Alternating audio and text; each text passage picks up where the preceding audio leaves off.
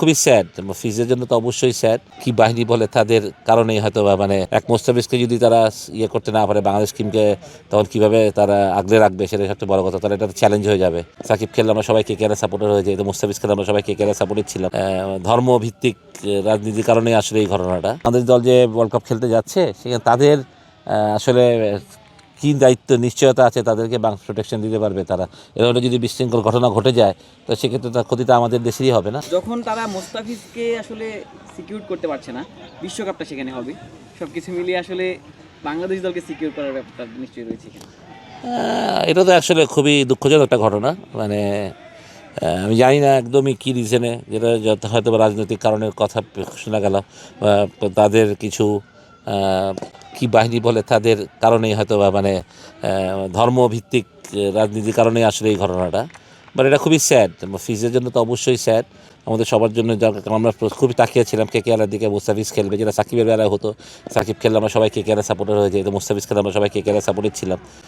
এটা আমাদের জন্য সত্যি কথা দুঃখজনক এবং আমরা খুব লজ্জিত ব্যাপারটা নিয়ে।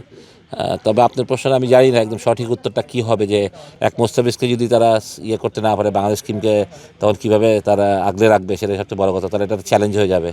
তো এটা সত্যি কথাই, but I am not sure যেটা আসলে কী ব্যবস্থা করবে তারা। নিশ্চয়ই তাদের থেকে কোনো ব্যবস্থা নিশ্চয় হবে, নয়তো বাংলাদেশ তো ইনসিকিউর বলতে গেলে। তাহলে ইন্ডিয়াতে গেলে খেলতে তো বাংলাদেশ ইনসিকিউর থাকবে। তো গভর্নমেন্ট থেকে একটা কথা বলা যেতে পারে, গভর্নমেন্ট লেভেলে হয়তো কথা বলা যেতে, তো আর বিসিবির কিছু করার নাই। এত সরকারিভাবে জিনিসটা হয়েছে, তো আমার মনে হয় যদি BCCI থেকে হয়তো ঘোষণাটা এসছে, বাট দেশ যদি প্রোটেকশন না দিতে পারে তো BCCI কীভাবে প্রোটেকশন দেবে? তো সেক্ষেত্রে বিসিবির থেকে আমার মনে হয় যে আমাদের সরকারেরই কথা বলা উচিত, যে বাংলাদেশ দল যে ওয়ার্ল্ড কাপ খেলতে যাচ্ছে সেখানে তাদের আসলে কী দায়িত্ব নিশ্চয়তা আছে তাদেরকে প্রোটেকশন দিতে পারবে তারা। এরকম যদি বিশৃঙ্খল ঘটনা ঘটে যায় তো সেক্ষেত্রে তার ক্ষতিটা আমাদের দেশেরই হবে না। তো এটা তো অবশ্যই বিসিবিও এবং সাথে সাথে দেশের সরকারকেও আমার ICCকে একটা চিঠি দেওয়া উচিত। এবং আমার মনে হয় আমাদের সবগুলো ম্যাচ যদি অন্য বেরোতে করা যায় ইন্ডিয়া ছেড়ে, তাহলে সেক্ষেত্রে হয়তো বা সেটা একটা সমাধান হতে পারে আমি বলে করি। অঙ্কন এবং জাকির তিনজনের উপরে আমার যথেষ্ট বিশ্বাস আছে। মানে এই মুহূর্তে পারফরমেন্সটা তো অবশ্যই প্রাধান্য পাবে, এটা তো স্বাভাবিক কথা। সিলেক্টররা যে পারফর্ম করছে তাকেই দেখবে। জাকিরের উপরে আমার যথেষ্ট বিশ্বাস আছে, বাট এটা পারফরমেন্স ওরিয়েন্টেড একটা ব্যাপার, যে এই মুহূর্তে যে ফর্মে আছে তাকেই নেবে টিম, এটাই খুবই স্বাভাবিক।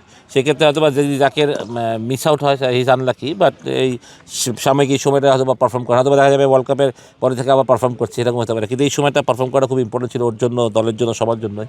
বাট আমি তারপরে বলি স্টিল কাল আমাদের 5 থেকে একটা ম্যাচ আছে, আমি জানি না সিলেকশন কবে দেবে সেটাও আমি বলতে পারবো না।